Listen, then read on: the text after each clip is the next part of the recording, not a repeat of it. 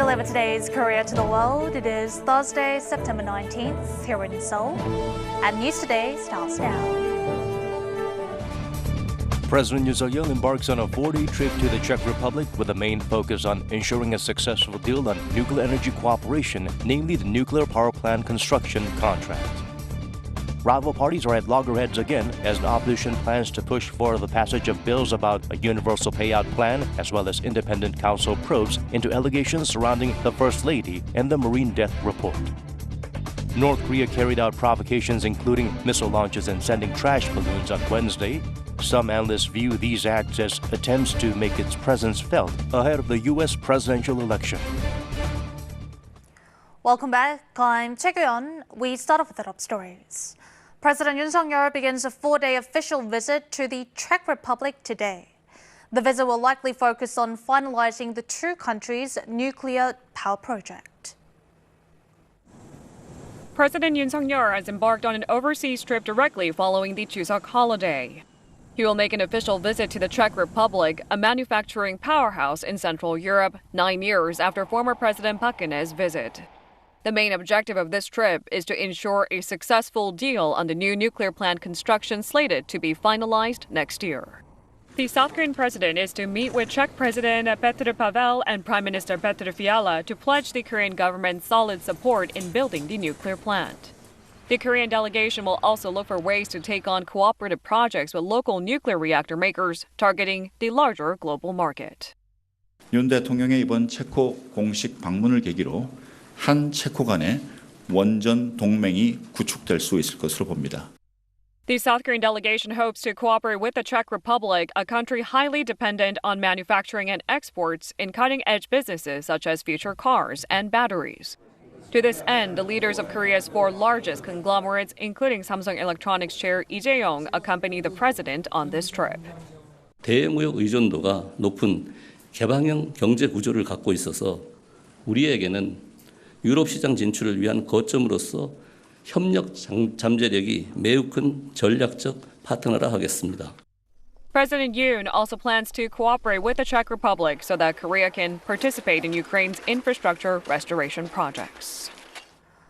Now, right after the Chuseok holiday, the National Assembly has resumed its intense confrontation. Today, the opposition, including the Democratic Party, plans to tackle 3 key bills in a plenary session. Special counsel bills over allegations surrounding First Lady Kim Gun-hee and the marine death report, as well as a universal payout. Meanwhile, the People Power Party is pushing back, arguing the session was set without prior consultation. The opposition camp plans to handle 3 controversial bills at a plenary session which began at 2 p.m. on Thursday. The bills are about launching independent counsel probes into allegations surrounding First Lady Kim Gun-hee and the marine death report, as well as a universal payout of 250,000 won, or about $188. 무기력하지도 않을 것이고 또 현재의 상황에 대해서 조급하지도 않으면서 원칙을 가지고 The ruling People Power Party, which has been opposing the 3 bills, is expressing disapproval, saying that there were no prior discussions held about the parliamentary schedule. The opposition railroaded the 3 bills at the Parliamentary Legislation and Judiciary Committee on September 11th with the goal of handling them at a plenary session the following day before the Chuseok holiday.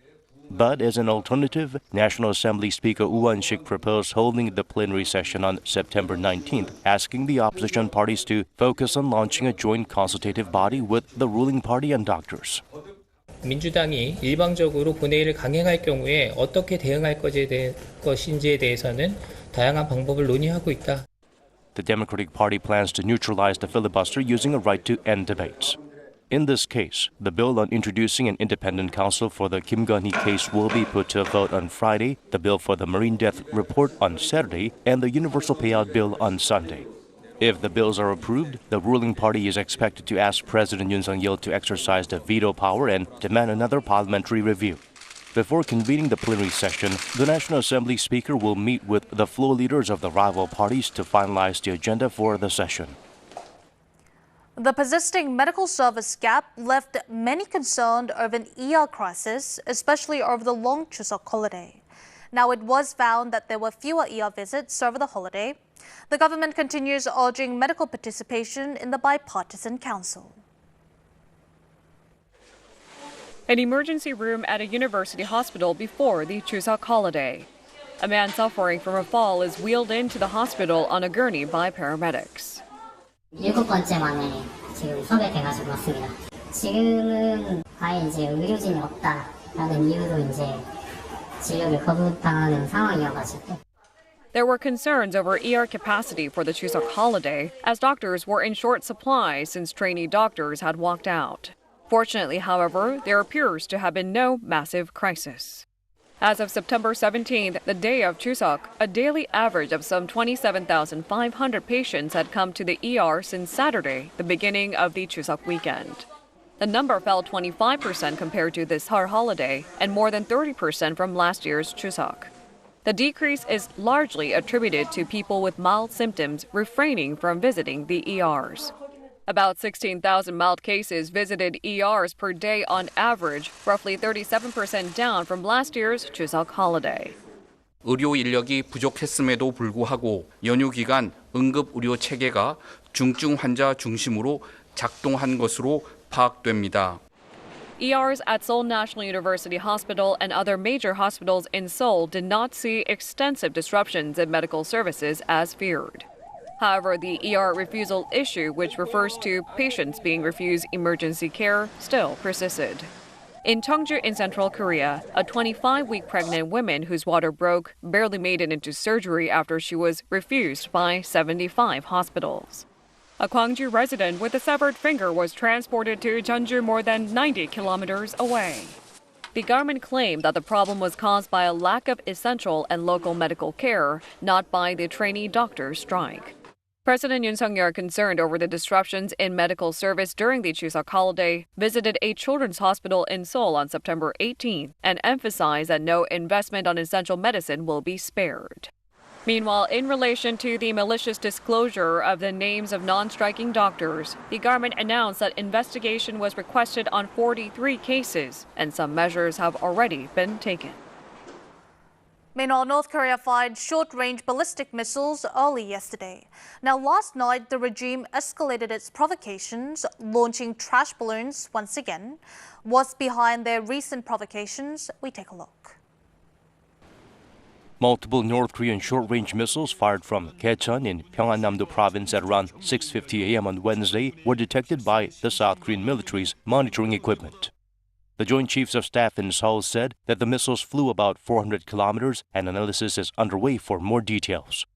The presidential office held a national security meeting and discussed response measures. The latest missile launch came 6 days after the previous one was carried out on September 12th. At the time, the regime boasted a super-large multiple rocket launcher capable of hitting multiple targets simultaneously.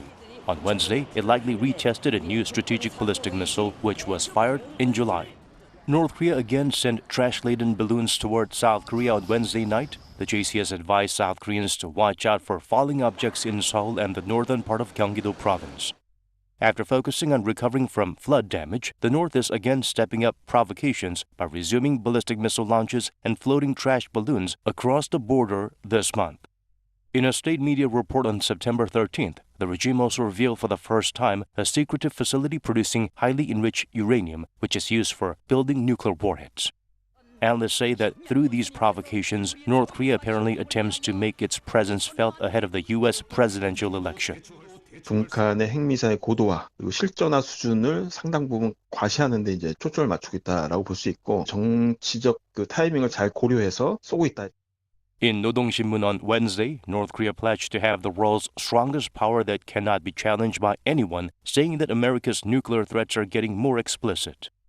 Pyongyang will likely continue provocations until the U.S. presidential election in November, escalating tensions on and around the Korean peninsula.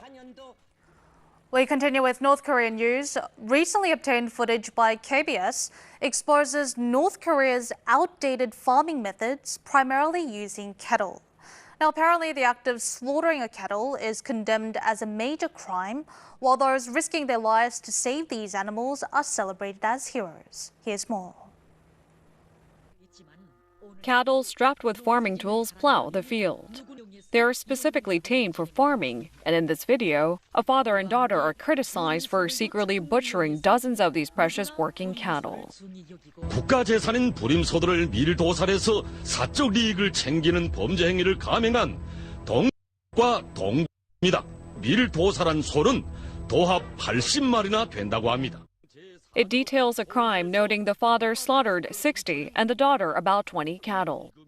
소고기와 부산물을 밀매해서 3,500여만 원의 현금을 제 주머니에 챙겨놓고 마구 탕진하는 엄중한 범죄를 저질렀습니다.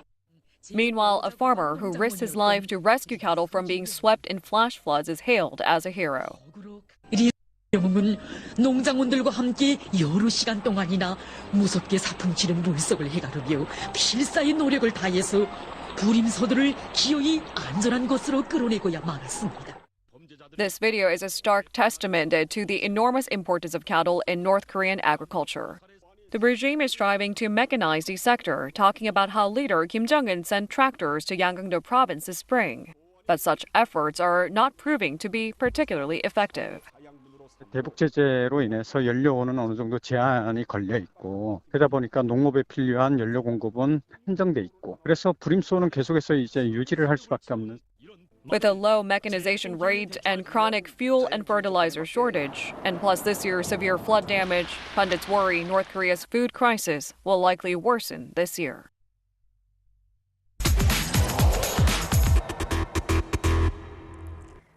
Various rare species, from the jewel beetle to a marten, a species small as a cat that hunts animals like wild boars and deers, have been sighted at national parks.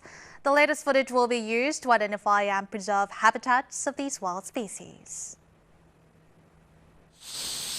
The name Nejangsan Mountain means it holds a trove of treasures inside. An insect crawling out of a tree in the summer sparkles like a gem. It's the jewel beetle, an endangered species that was used alongside gilt bronze to decorate horse saddles for the ruling class during the Shilla dynasty era. 내장산 국립공원을 포함해서 현재 4곳에서만 자생하는데 비단벌레 성충은 7월 중순에서 8월 초까지 관찰하실 수 있습니다. A baby water deer gallops beside its mother. Not far away, a marten, a deer's natural enemy and another endangered species, is marking territory with its scent. 잡식성으로 식물의 열매와 벌꿀을 좋아하고 고라니, 노루 등 큰 동물과 쥐, 새, 뱀 등 작은 동물까지 먹이원이 다양합니다. Jiaksan Mountain is frozen with accumulated snow. Inside, a cave where animals find shelter from the cold, a red bat, also known as the golden bat, is taking a slumber. 관목이 발달한 화렵수림의 산림지역에서 살아가며 겨울철은 주로 동굴이나 폐광에서 겨울잠을 잡니다. Various other rare wildlife including the fairy pitta, designated a natural monument, and endangered species like the Korean leopard lizard, as well as otters and leopard cats, have been captured on camera. The Korean National Park Service will use the latest footage to identify habits of these wild species and preserve their habitat. The Busan International Film Festival, Asia's largest film festival, will kick off in just 2 weeks. Now in its 29th year, the festival is drawing keen interest for a spectacular lineup. The lives of various characters intersect in a surreal realm as the story heads in a confusing direction. The Canadian absurdist comedy drama Universal Language drew attention by being invited to the Cannes Film Festival's Directors Fortnight.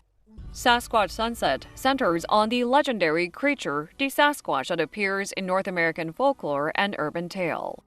In a uniquely eccentric way, the film sheds light on natural destruction caused by human civilization and a mother's love to protect her family.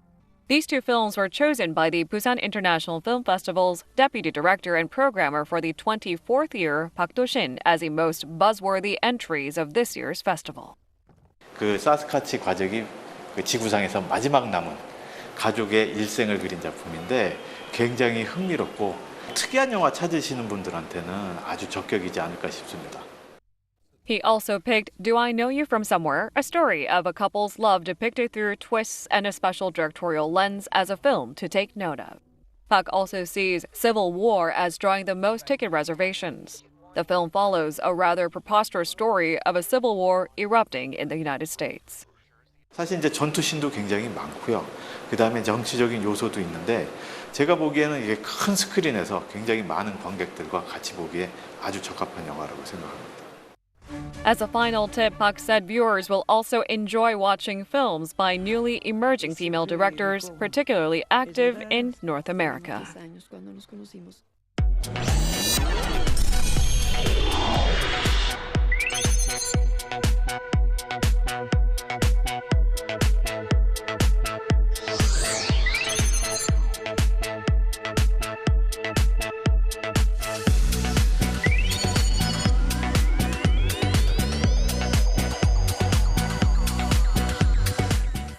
Well, that is all we have for your news today. Thanks for joining us.